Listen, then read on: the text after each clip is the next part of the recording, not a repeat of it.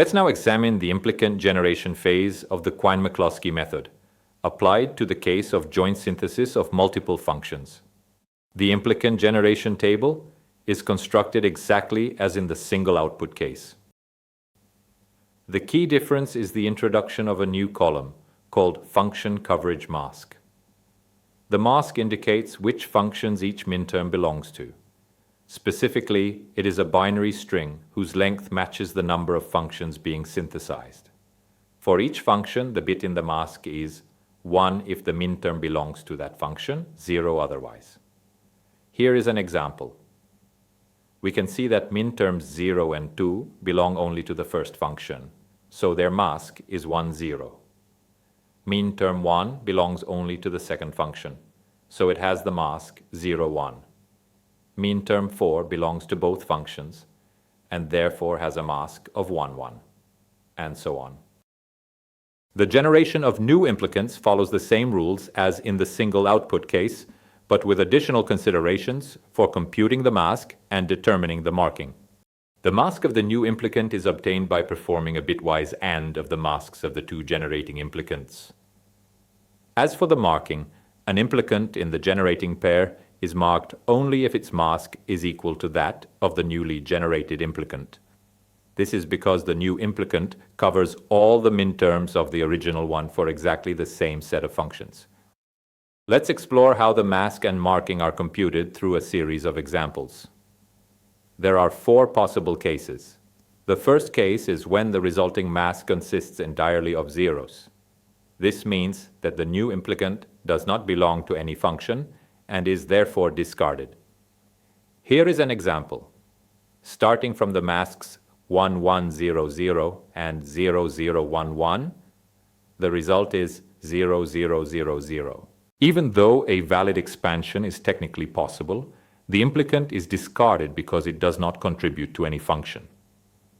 In the second case, the resulting mask is different from both of the original masks. This means the expansion is valid, but the new implicant covers only a subset of the functions originally covered by each of the 2 input implicants. As a result, we generate a new implicant, but we do not mark either of the generating implicants.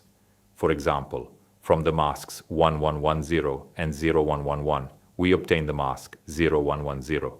This is a new implicant, but since its mask is different from those of the 2 generators, neither of them is marked. In the third case, the resulting mask matches only one of the original masks. Therefore, we mark only the corresponding implicant. For example, starting from the masks 1, 1, 1, 1 and 0, 0, 1, 1, we obtain the mask 0, 0, 1, 1. Thus, we mark only the second original implicant. In the final case, the resulting mask matches both original masks. Therefore, we mark both the corresponding implicants. And here is the example. The prime implicant generation algorithm in the multi-output case is the same as in the single output case, with the addition of the mask and marking rules we just discussed. Let's now return to the former example. Starting from minterms 0 and 1, we perform a valid expansion, but the resulting mask is 0, 0.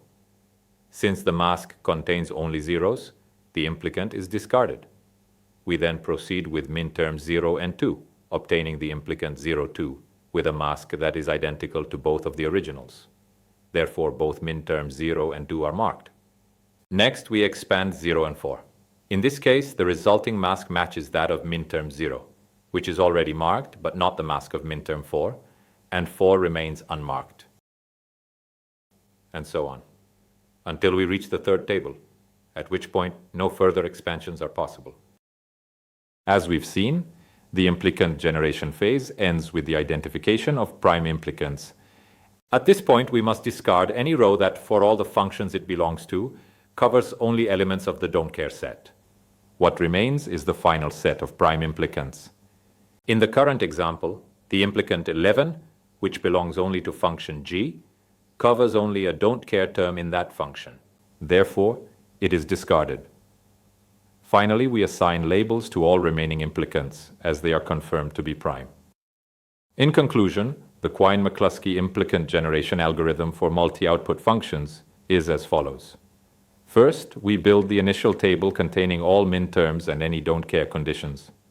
Next, we exhaustively compare all pairs of implicants in the current table. When two implicants differ by only one literal, we simplify them. For each newly generated implicant, we compute its mask. Then, we mark the original implicants that were involved in the simplification, based on the analysis of the masks. After that, we create a new table containing all the newly generated implicants. At this point, we check if the new table is empty. If it is, we proceed to step 8. If it isn't, we repeat the process starting from step 2. Finally, we discard from the unmarked rows all those covering only elements of the don't care set for their corresponding functions. Thus, the implicants remaining in the table are identified as prime implicants.